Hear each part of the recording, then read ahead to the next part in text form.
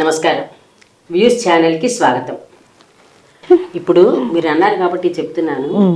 నిజంగా ఆయన పట్టించుకోకపోవడం పక్కన పెట్టేసి ఇప్పుడు మేము కూడా చాలా యూట్యూబ్లో చాలా మందికి చూసినప్పుడు రాము గారివే కదా చాలా చూసినప్పుడు కింద మనం చదవడానికి వీలు లేనివి వాళ్ళ ఫ్యామిలీ మెంబర్స్ కానీ వాళ్ళ రక్త సంబంధికులు కానీ చూస్తే మనసు విరిగిపోయేలాంటి కామెంట్స్ ఉంటాయి. చూసినప్పుడు నేను అట్లా అంటే నాకు ఎవరికి సంబంధం లేకపోయినా అరే ఇట్లా ఎలా ఎందుకు పెడుతున్నారు అవతల వాళ్ళని కష్టపెట్టేలాగా అని అనిపిస్తుంది. ఆయన్ని పక్కన పెడితే మీరు ఎలా ఫీల్ అవుతారు? ఎప్పుడైనా కామెంట్స్ చదివితే కనుక? కామెంట్స్ నేను చదువుతానండి. నేను అస్సలు ఫీల్ అవ్వను. ఎందుకంటే అసలు నిజంగా కరెక్ట్ కామెంట్ పెట్టగలిగిన వాళ్ళు అసలు పెట్టరు, మనసులో అనుకుంటారు.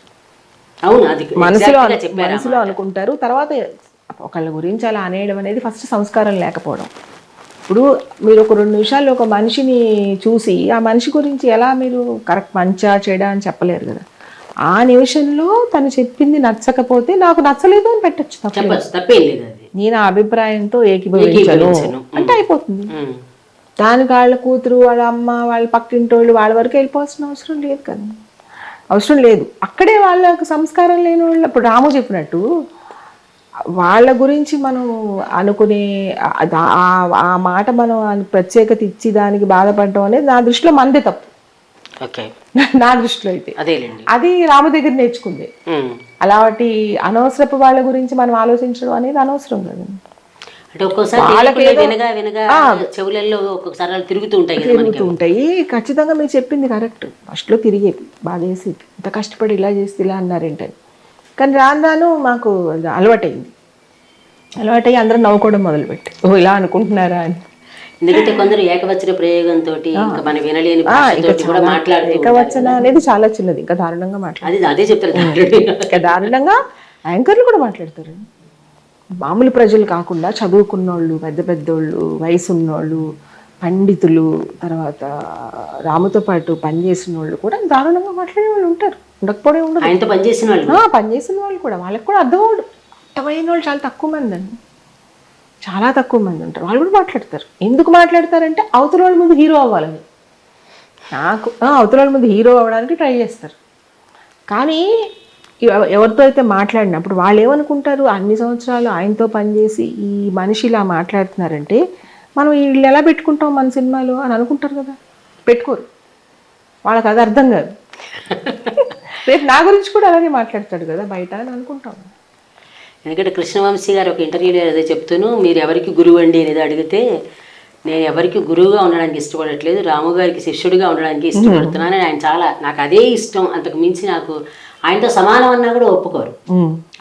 ఆయన స్థాయి మాకు లేదు అంటారు. అది నేను చెప్తాను. ఇప్పుడు మన జేడి చక్రవర్తి కానీ కృష్ణవంశీ గారు కానీ వాళ్ళ వయసు ఒక 20, చక్రవర్తికి అయితే శివాకి 17వ సంవత్సరం జస్ట్ ఇంటర్ అయిపోయింది.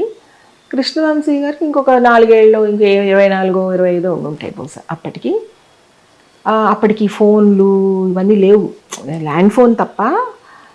పొద్దున్నే వాళ్ళు వచ్చేసి అక్కడ నుంచునేవారు. ఎందుకు? రాము దగ్గర నేర్చుకోవాలనే తపన ఎలాగంటే చూస్తూ ఆయన ఎలా నడుస్తారు, ఎంత చురుగ్గా ఉంటారు, ఎలా అవతలతో మాట్లాడతారు అనే ప్రొసీజర్లో మీరు నమ్మండి నమ్మకపోండి పొద్దున్న నుంచుంటే రాత్రి 12 వరకు నుంచునే ఉండేవారు బయట. లోపలికి వచ్చి కూర్చోండి అంటే ఎక్కడ రాముని మిస్ అయిపోతాం అక్కడే నిలబడి ఉండేవారు. అలా నేర్చుకున్నారు. ఇప్పుడు కూడా అంతే, ఇప్పుడు కూడా కూర్చోరు, ఇప్పుడు కూడా నేర్చుకుందాం అనే ప్రొసీజర్లోనే ఉంటారు. మాకేంటి ఇన్ని సంవత్సరాలు నేర్చేసుకున్నాం కదా, ఇంకేముంటుంది నేర్చుకోవడానికి అని అనుకోరు. అంత డెడికేషన్. అంటే అది వాళ్ళ అదృష్టం కొద్దీ వాళ్ళు ఈరోజు మరి వంశీ ఇంత మంచి డైరెక్టర్ అయ్యారు అంటే డెడికేషన్తోనే కదా. నేర్చుకోవాలనే తపన ఇప్పటికే ఉంటుంది, ఆయన నేర్చేసుకున్నానని అనుకోరు. చక్రి కూడా వేరే వాళ్ళు ఏంటంటే అంటే తప్పు పట్టట్లేదు, మామూలుగా చెప్తున్నాను. నేను నేర్చేసుకున్నాం కదా ఇంకేముంటుంది నేర్చుకోవడానికి. ఎవరైనా అలా అనుకున్నారంటే అయిపోయినట్టే, ఇంకా వాళ్ళు అయిపోయినట్టు, వాళ్ళు ఎక్కువ కాలం ఉంటారు.